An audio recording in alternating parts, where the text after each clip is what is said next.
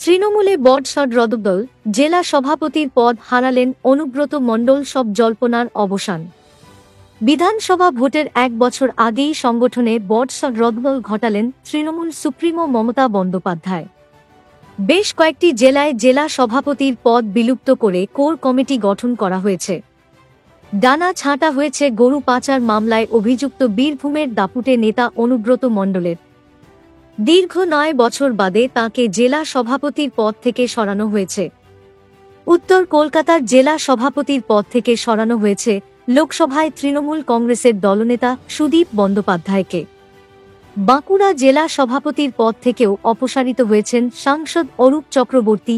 আজ শুক্রবার ১৬ মে তৃণমূল কংগ্রেসের তরফ থেকে সাংগঠনিক স্তরে রদবদলের কথা ঘোষণা করা হয়েছে।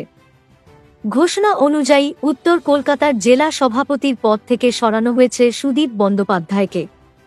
সাংগঠনিক কাজকর্ম দেখার জন্য ১০ সদস্যের কোর কমিটি করা হয়েছে।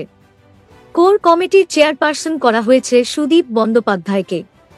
বাকি ৯ সদস্য হলেন অতীন ঘোষ, জীবন সাহা, নয়না বন্দ্যোপাধ্যায়, পরেশ পাল, ড শশী পাঁজা, সুপ্তি পাণ্ডে, স্বপন সমাদ্দার, স্বর্ণকমল সাহা, বিবেক গুপ্তা। দমদম বারাকপুর সাংগঠনিক জেলার সভাপতি পদে বসানো হয়েছে পার্থ ভৌমিককে। আর চেয়ারপারসন করা হয়েছে বিধানসভায় তৃণমূল কংগ্রেসের মুখ্য সচেতক নির্মল ঘোষকে। বসিরহাট সাংগঠনিক জেলার নতুন সভাপতি হয়েছেন সরোজ বন্দ্যোপাধ্যায়। সভাপতি হয়েছেন বুরহানুল মুকাদ্দিম, লিটন। দক্ষিণ ২৪ পরগনার ডায়মন্ডহারবার যাদবপুর সাংগঠনিক জেলার চেয়ারপারসন পদে বসানো হয়েছে অশোক দেবকে। সভাপতি পদে রয়ে গিয়েছেন শুভাশিস চক্রবর্তী। সুন্দরবন সাংগঠনিক জেলার চেয়ারপারসন করা হয়েছে নমিতা সাহাকে। সভাপতির দায়িত্ব পেয়েছেন জয়দেব হালদার।